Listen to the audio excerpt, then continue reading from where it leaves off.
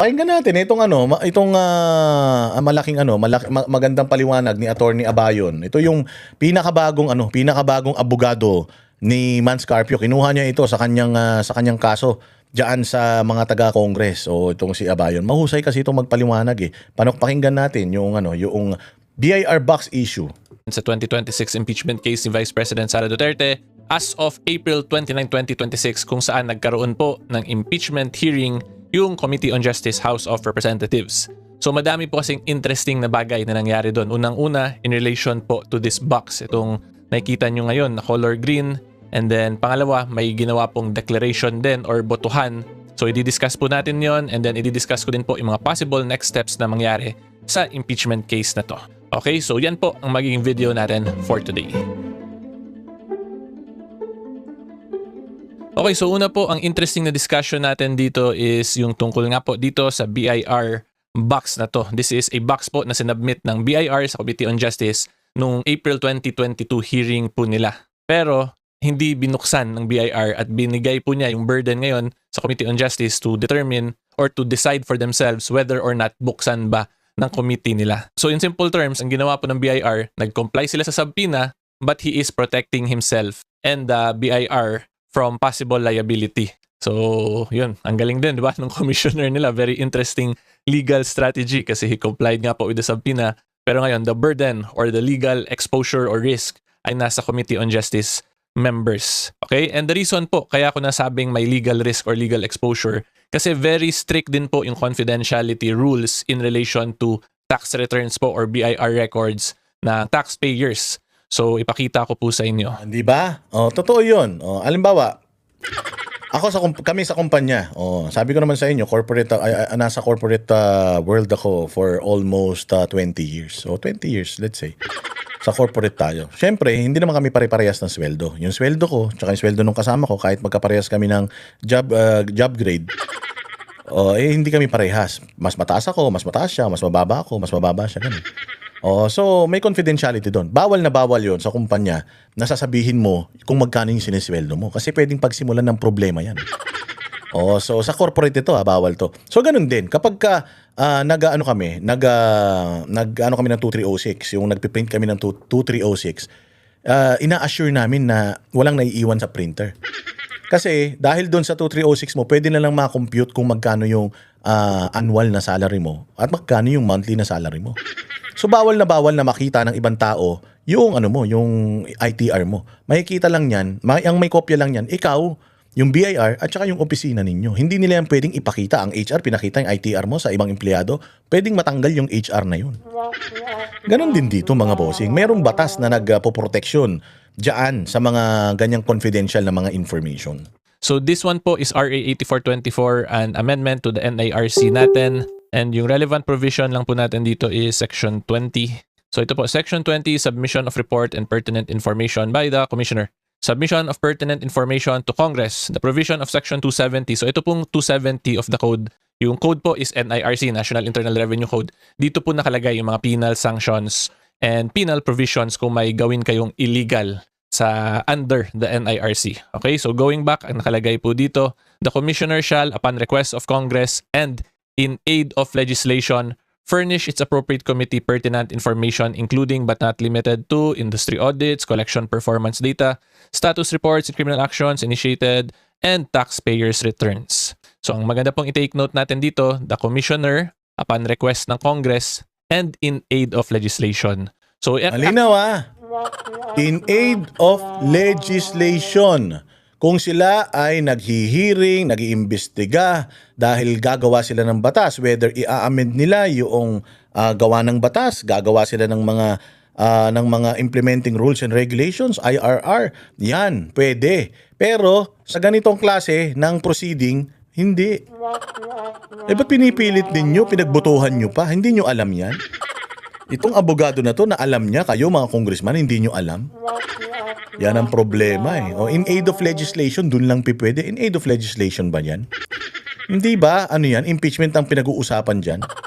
So kung kailangan isubpina ng korte ito, kapag may kaso na, korte lang ang pwede magsubpina nito. Sino yun? Sino yung korte na yun? So yung Senate, yung impeachment court. Actually, in-explain din po to ng BIR Commissioner dun sa April 22 hearing nila. Pero mas i-further discuss ko lang po para maintindihan nyo talaga. So, nakalagay, in aid of legislation. Diba? And yung subject matter nga nung subpoena na yon is ito naman po, taxpayers' returns. And yung Committee of Congress only when sitting in executive session. So, diba? Very specific na Executive session, hindi yan pwedeng i-divulge in public. Oh, yan yung mga, 'di ba, minsan may mga ano diyan, may mga witness ba tawag doon? Resource person na delikado yung information na ilalabas nila at kailangang ilabas, sasabihin nila sa executive session ko yun ilalabas, yung hindi sa ganito public. Hindi ba? Oh, so yan, malinaw sa mismong batas na executive session, tapos bubuksan nyo ron. Gago ba kayo? Pero sana binuksan nyo para tuloy-tuloy na yung paglabag nyo sa batas. Mas masaya yun. number 1, dapat in aid of legislation. And number 2, in executive session. Doon lang pwede i-disclose yung mga tax returns po ng taxpayer natin. So ngayon po, if we apply it to the current situation or setup ng House of Representatives, tatandaan po natin they are performing their impeachment function, yung initiation of impeachment na process. So that is under Article 11 po yan ng Constitution natin. Therefore po, since it is under Article 11, hindi po yan pasok dun sa legislative function nila. It is a sui generis function po nila which is quasi-political and quasi-legal or judicial. Okay, so in very simple terms po, it can be argued na hindi covered sa exemptions itong situation kung saan pwede po mag-divulge or disclose nung tax returns ng mga private individuals. Okay, so yan po ang very interesting na nangyari kasi after this one po, nag-discuss sila dito sa committee and then pinagbotohan nila to tapos yung majority decision ay not to open the box. So ngayon, ang next issue dyan, ano kaya yung main reason talaga kung bakit hindi nila binuksan yung box. Kasi may iba pong mga nag-vote against the opening ngayon who were very firm in their position na i-open yung AMLAC records. Parehas po dapat to sila eh. Hindi lang ito yung confidential, but even the AMLAC records, dapat confidential din po yun.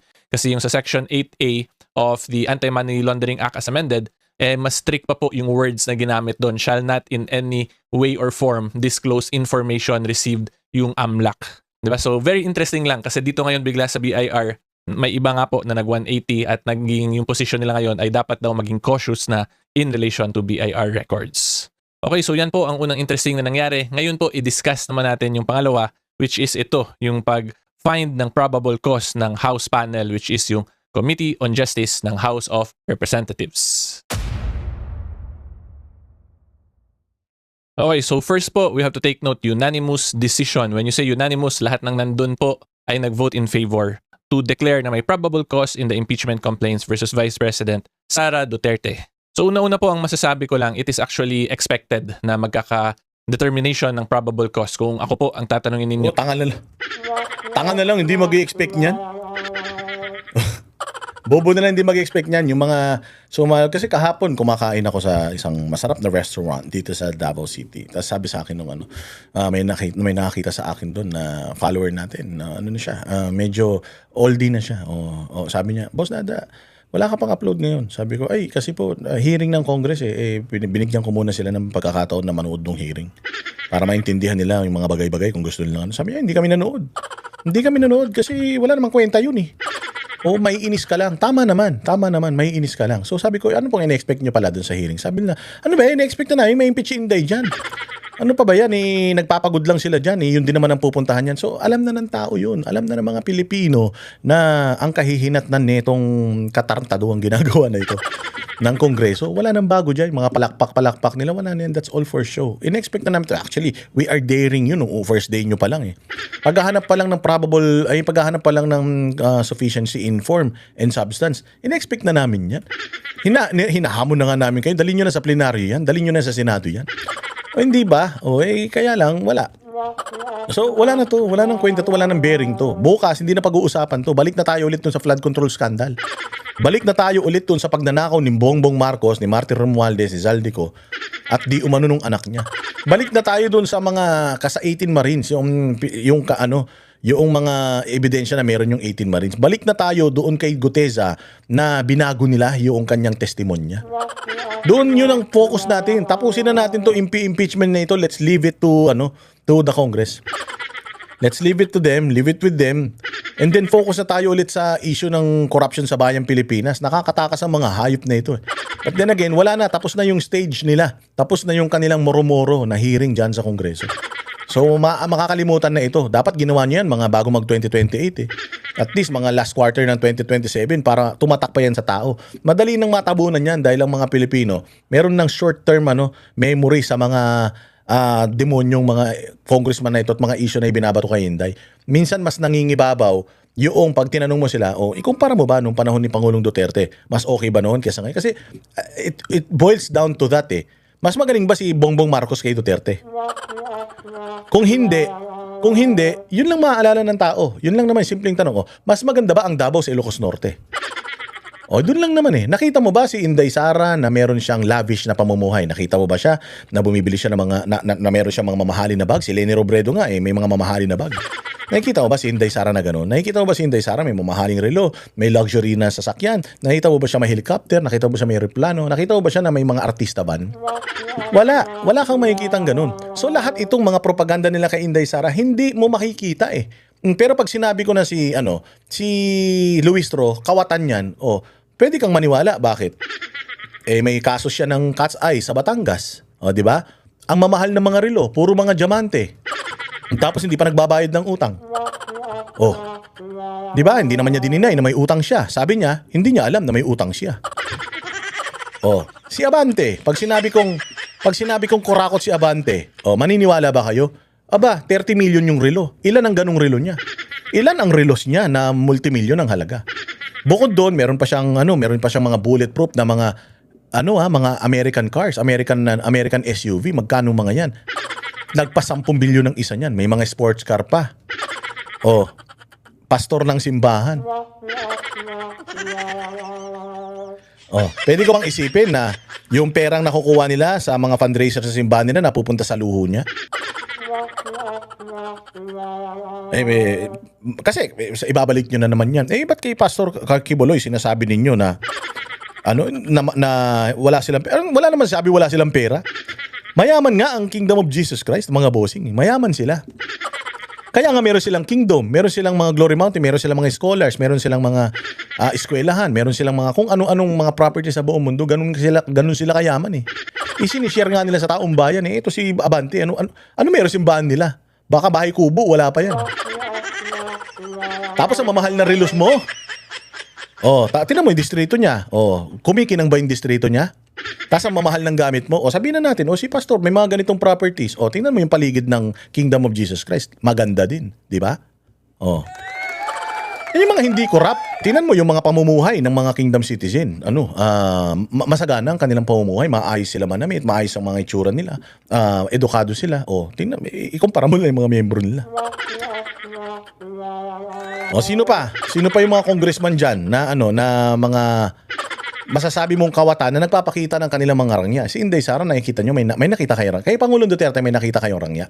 Tinan mo, ang pinalalabas nila ngayon, simple lang silang mga bilyonaryo. Meron bang bilyonaryo simple? Wala simpleng bilyonaryo. Pag bilyonaryo ka, makikita yung bilyon-bilyon mo sa katawan mo. Wala tayong makikita. Ang sapatos ni Inday, kung hindi mo on cloud, yun na yata pinakamahal niya Skechers. Si Pangulong Duterte naka-sleepers. Yung damit ng hardware. Yun ang suot. May bilyonaryo ba na ganyan? Ba't ka pa nagnakaw ng bilyon-bilyon? Ba't ka pa nagtapi ng bilyon-bilyon kung hindi mo bibilin yung mga bagay na makapagpapasaya sa'yo? Hindi ba? Kasi kung ako may bilyon, kinita ko ito ng marangal, unang-una kong gagawin, bibili ako ng mga bagay na makapagpapasaya sa akin. Mga material na bagay, kasi ang pera is material. Kaya ka nga nagninegosyo para yumaman. Para ma-afford mo yung mga hindi kayang i-afford ng mga maliliit ng mga mahihirap na mga tao. Bakit di naman natin sila nakikita na ginagasta nila yung pera na yan? Kung bilyon-bilyon yung pera nila, tas hindi man lang sila bumibili ng mamahaling mga relo, saan nila ginagasta yung pera na yan? So, ang hirap i-justify ng sinasabi nila na corrupt at mga bilyonaryo itong mga Duterte. Punta kayo sa bahay nila dito. Tingnan nyo kung ano yung itsura ng mga bahay nila dito, tsaka itsura ng mga bahay nila. Si Pulong Duterte, maganda yung bahay niya rito. Mayaman man kasi yan. Ang asawa niyan, prinsesa ng mga Muslim. Mayaman talaga yan sila. Tsaka may mga negosyo yan sila dito. Bago pa magsipasok sa politiko, yung politika yung mga yan, may mga negosyo na sila dito. Walang hiya kayo talaga So when you say probable cause po kasi, like what I've repeatedly explained, it's a very low evidentiary requirement po yan. So ang definition po niyan, above mere suspicion lang. So kung yung unang reaction mo ay mukhang may nangyaring krimen at ito yung kriminal, tapos paakitin mo lang po ng konti, baguhin mo lang konti yung findings mo, sabihin mo, may krimen na nangyari at possibly guilty itong akusado na pinangalanan. That is probable cause. And you can establish that po by checking lang yung facts of the case, plus yung mga evidence na inattach and the testimonies, of course, of witness without the need for any expert witness po, confrontation of evidence. So, yun po. In simple terms, very low evidentiary requirement yan. So, ang pinaka-point ko lang po talaga dito, hindi po ako nagulat na na-find nila na may probable cause. Kasi matagal na pong may sufficient informed naman, ground, substance. So, there pa lang po that should have been sufficient to establish probable cause. Nevertheless, discretion naman po yun ng House of Representatives kung ano yung gagawin nila. Kasi they have what we call, or they enjoy what we call the presumption of regularity. So, interesting po to siya kasi may pending pa yan, di ba, na petition for certiorari ngayon si Vice President Sara Duterte. So, kung manalo po si VP Sara dun sa Supreme Court case niya, posible lahat itong nangyari sa House of Representatives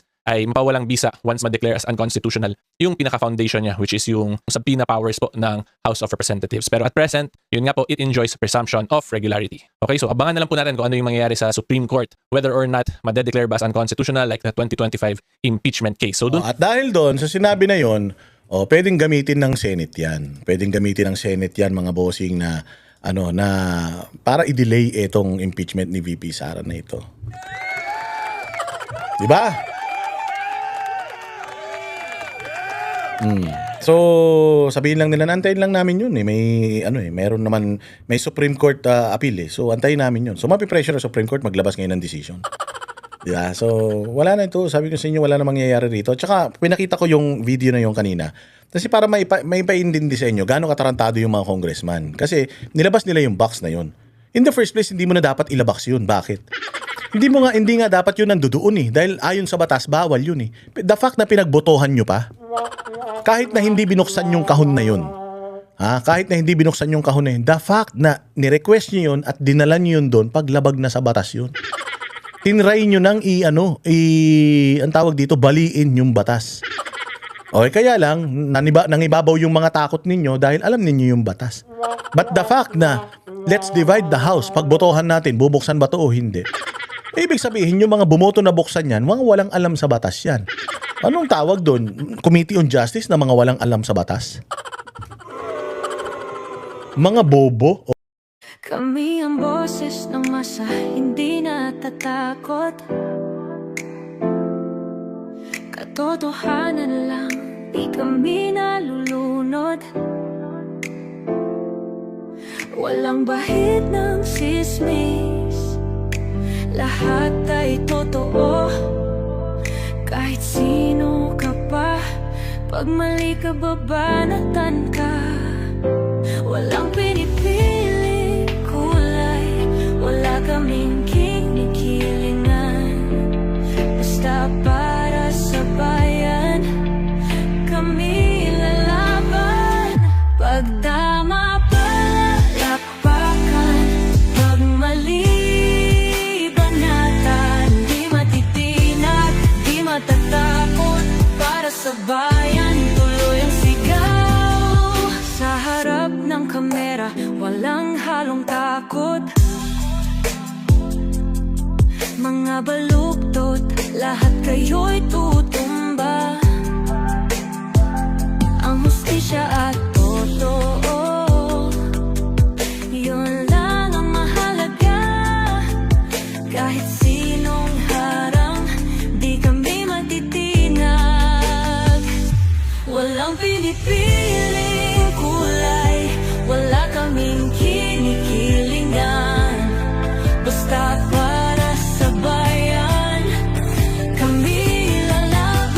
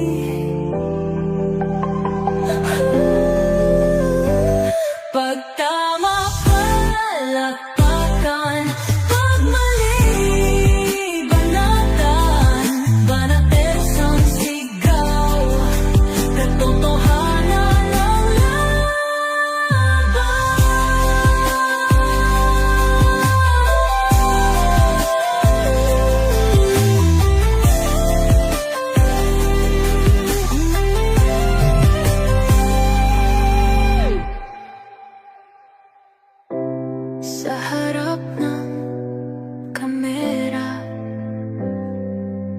walang halong